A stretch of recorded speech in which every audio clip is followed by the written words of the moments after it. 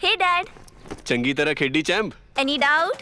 ಕಿಡ ಕಿಡಿ ಹಚ್ಚಬೇಕು ಸುಖಿ ಸುಖಿ ದಾಗ್ ಬೇಕು ਨੋ ਡਾਊਟ ਇਹਨਾਂ ਸੁੱਕੇ ਦਾਗਾਂ ਲਈ ਹੈ ਸਰਫ ਐਕਸਲ ਮੈਟਿਕ ਹੁਣ ਨਵੇਂ ਪੈਕ ਵਿੱਚ ਐਸਪੀਪੀ ਟੈਕਨੋਲੋਜੀ ਦੇ ਨਾਲ ਇਹ ਜ਼ਿੱਦੀ ਸੁੱਕੇ ਦਾਗ ਕੱਢੇ ਸੈਮੀ ਆਟੋਮੈਟਿਕ ਮਸ਼ੀਨ ਵਿੱਚ ਹੀ ਐਨੀ ਡਾਊਟ ਨਵਾਂ ਸਰਫ ਐਕਸਲ ਮੈਟਿਕ। देवी सुदीक्षा ने कहा कि गीता एक पुस्तक नहीं बल्कि महाग्रंथ है। जीवन की हर समस्या का समाधान इसमें खोजा जा सकता है। ये जीवन जीने की कला सिखाती है। विद्यार्थियों को पाठ्य पुस्तकों के अलावा गीता का अध्ययन कर उसमें दिखाए रास्ते पर चलना चाहिए।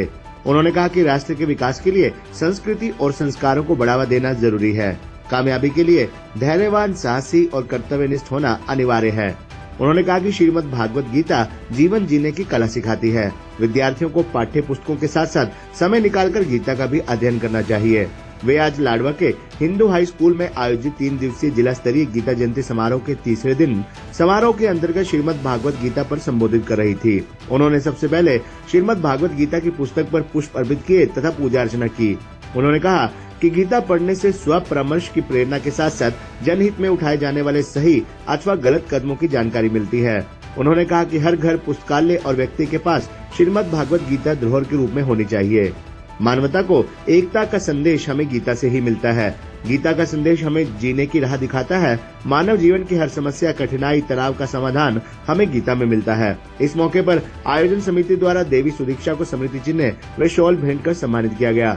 इस मौके पर लाडवा नगर पालिका के चेयरपर्सन साक्षी खुराना, तहसीलदार नवम धानिया, AIPRO बलराम शर्मा, नायब तहसीलदार बलकार सिंह, BEO हरदीप कौर, आयोजन समिति के सदस्य प्रवेश कुमार, हिंदू हाई स्कूल के चेयरमैन पवन गर्ग, गुरनाम सिंह मंगोली, संजीव नंबरदार वड़ैच, पूनम सैनी, सुनील भट्ट, विकास सिंगल, राकेश शर्मा, योगिता आहूलेवाले सहित आयोजन समिति के सभी सदस्य, विभिन्न समाज सेवी संस्थाओं के प्रतिनिधि, स्कूल विद्यार्थी तथा गणमान्य व्यक्ति उपस्थित थे।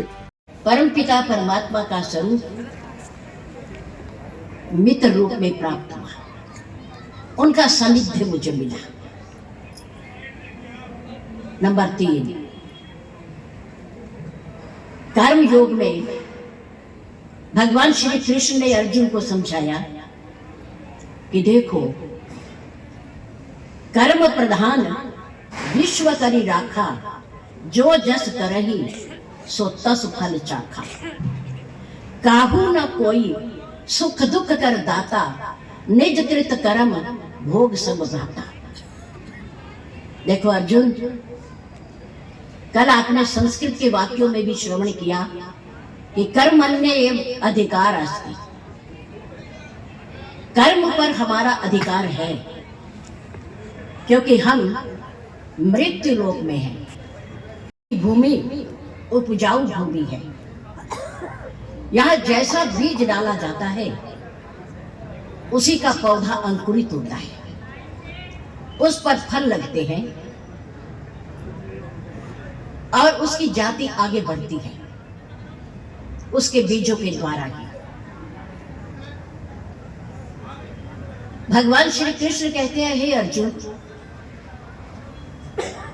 तुम कर्म तो कर सकते हो, कर्म पर तो तुम्हारा अधिकार है, लेकिन उस कर्म का फल प्राप्त करने के लिए आप पराधीन हो। तुम्हारे यानी मेरे, ये भगवान श्री कृष्ण बोल रहे हैं, अर्जुन को समझा रहे हैं।